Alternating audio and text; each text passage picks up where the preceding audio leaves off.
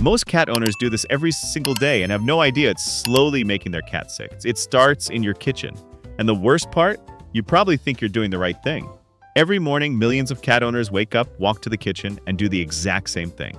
They grab a bowl, pour some food, add a little water, maybe warm it up, and feel like the best pet parent in the world. It feels responsible. It feels loving. And that's exactly why this mistake is so dangerous. Because when something feels right, we never stop to question it. Here's what nobody tells you. Cats are not small dogs. They're not even similar. Their digestive systems, their instincts, their biological needs, they're wired completely differently, and yet most of us feed them as if they are. We follow the same logic. Fill the bowl, let them eat when they want, repeat tomorrow. But that routine, as innocent as it looks, is one of the leading reasons cats develop chronic health problems before the age of 7. Think about the cats you've seen that always seem tired, that drink almost no water, that throw up occasionally, but nothing serious, that gained weight even though they don't eat that much. Owners usually say, that's just how they are. But that's not personality. That's the body sending signals, quiet ones, easy to miss, that something in the daily routine is off. And those signals don't get louder until the damage is already deep. Before we go any further, I want you to pay attention to this next part. Because what I'm about to share doesn't require you to spend more money, buy special products, or see a vet every week. It's about understanding a few small things that once you see them, you can never unsee. And changing them might be the most important thing you do for your cat this year. Let's talk about the bowl, not the food in it, just the bowl itself. Most cat owners use plastic bowls because they're cheap, easy to find, and look perfectly fine. But plastic is porous. It holds bacteria and tiny scratches that you can't see with the naked eye. Every time your cat eats or drinks from that bowl, they're also ingesting a low level of bacteria and, in some cases, chemical residue from the plastic itself. Over weeks and months, this contributes to chin acne, digestive upset, and a weakened immune system that nobody connects to the bowl. Now let's talk about where the bowl is placed. This sounds almost too simple to matter, but it does. Cats are prey animals and predators at the same time. That means they need to feel safe when they eat. A bowl shoved in a corner, near a loud appliance, next to the litter box, or in a high-traffic area creates low-grade stress every single time they approach it. Stress in cats isn't dramatic. It's quiet. It shows up as eating too fast, eating too little, or avoiding the bowl altogether on certain days. Here's something that surprises most people. The depth and width of the bowl matters too. Cats have highly sensitive whiskers, not just for feeling around in the dark, but as sensory organs connected to their nervous system.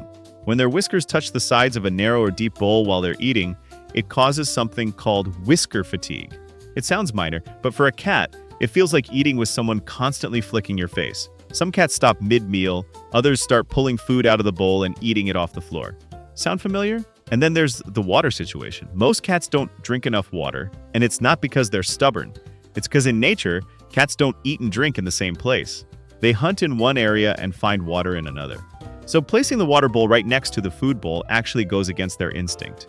Many cats will walk away from water that's too close to their food day after day without their owner ever noticing. And chronic low-level dehydration in cats is one of the main drivers behind kidney disease, which is the #1 cause of death in domestic cats over 10 years old. Let's be honest about dry food. It's convenient, it doesn't smell up the fridge, you can leave it out all day, and the bag has pictures of healthy, happy cats on it. But here's what that bag doesn't say. Dry kibble contains anywhere between 6 and 10% moisture. A cat's natural prey, birds, mice, small rodents, is about 70% moisture. That's not a small difference. That's a completely different biological experience for the body to process every single day for years. When a cat eats dry food exclusively, their body has to pull moisture from somewhere to compensate. And it does slowly, quietly from the kidneys and urinary tract. This is why urinary crystals, blockages, and kidney issues are so overwhelmingly common in cats that eat only dry food. It's not bad luck. It's not genetics in most cases. It's math. A body that never gets enough moisture will eventually break down in the places that need it most. But here's where it gets complicated, and where most well-meaning owners make a second mistake. They switch to wet food. Great idea, except they switch completely overnight after years of dry food. And the cat's digestive system, which has been working in a very specific way, doesn't know how to handle the change. The result is vomiting, diarrhea, refusal to eat, and the owner thinking, my cat hates wet food. When actually, the cat just needed a slow, careful transition that nobody told them about. And then there's the timing of meals. Free feeding, leaving food out all day, feels kind. It feels like abundance. But cats fed on a schedule develop better metabolisms, maintain healthier weight, and are far easier to monitor for health problems. When you know exactly how much your cat eats per day, any sudden change becomes immediately obvious. That one detail, noticing that your cat ate less than usual for 2 days in a row, can be the difference between catching a problem early and catching it too late. Cats are masters at hiding discomfort. This isn't stubbornness or attitude, it's survival. In the wild, showing weakness invites predators. So a sick cat's first instinct is to act as normal as possible for as long as possible. By the time most owners notice something is truly wrong, the problem has been building for weeks, sometimes months. This is why understanding the subtle signs matters more than waiting for obvious ones. Watch for changes in grooming. A cat that suddenly overgrooms, licking one spot obsessively until the fur thins out, is usually dealing with stress or a skin reaction linked to food. A cat that stops grooming and starts looking unkempt is often in pain or feeling too unwell to care for themselves. Both of these changes are easy to write off as aphase. Neither of them is. They're the body speaking the only language it knows. Pay attention to litter box behavior, not just whether they're using it, but how. Frequent small visits, spending longer than usual, crying out, or straining are all signs of urinary issues, which, as we talked about, are almost always connected to hydration and diet. A cat that used to bury their waste and suddenly stops is signaling something.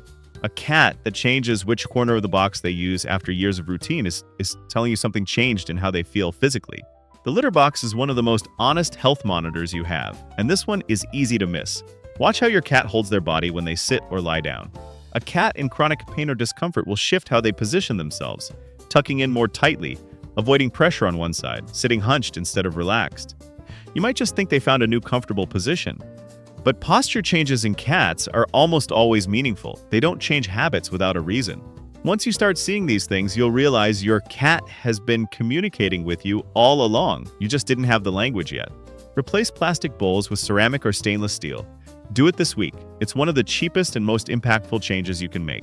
Choose a wide, shallow bowl, something that lets your cat eat without their whiskers touching the sides. Clean it daily, not every few days. These 3 things alone can reduce bacterial whisker stress and mealtime anxiety in ways that show up within days. Your cat won't thank you out loud, but you'll notice. Move the water bowl. Put it somewhere completely separate from the food. Different room if possible, or at least across the kitchen. Better yet, invest in a cat water fountain. Moving water triggers a cat's instinct to drink more, because in nature, still water is more likely to be contaminated. A fountain doesn't have to be expensive, but the difference in how much your cat drinks can be dramatic, and that one change directly protects their kidneys for years to come. If you want to transition your cat to wet food, do it over 2 to 3 weeks. Start by mixing a small amount of wet food into their regular dry food. So small they barely notice it. Increase the ratio every few days. Let their digestive system adjust at its own pace. And don't panic if they resist at first. Cats are neophobic. They're wired to distrust new things. Patience here isn't optional, it's the method. Finally, establish a feeding schedule. 2 meals a day works well for most adult cats. Morning and evening, roughly 12 hours apart. Remove uneaten food after 30 minutes. This might feel strict, but it creates something incredibly valuable. A baseline. You'll know exactly what normal looks like for your cat. And when something shifts, when they eat less, when something seems off, when something feels different, you'll catch it early. Early is everything with cats. Early is the difference between a manageable problem and a heartbreaking one. You started this video probably thinking you were doing everything right. And the truth is, you were doing your best with what you knew. That's what every good owner does. But now you know more.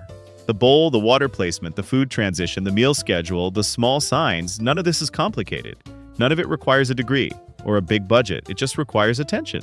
Your cat can't tell you when something hurts. They can't ask for help. They trust you to notice, and now you will. Start with one change tonight, just one, and watch what happens over the next few weeks. The cat that seemed fine will start to seem genuinely good. And that difference, small as it sounds, is everything.